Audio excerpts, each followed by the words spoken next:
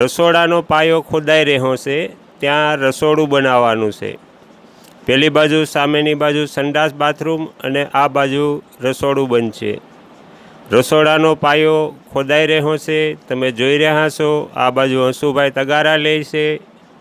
હવે થોડી જ વારમાં આપણે કડિયા કામ કોંજળીવાળા ભીખાભાઈને આપેલું છે, તે પણ આવી પહોંચશે અને તેમનું કામ શરૂ કરશે। તરેડની બાજુમાં કોંજળી ગામ છે, ત્યાંથી ભીખાભાઈ તેમના મજૂર સાથે આવી ગયા છે અને માલ બનાવવાની તૈયારી થઈ રહી છે। સિમેન્ટ નાખી માલની તૈયારી કરી છે।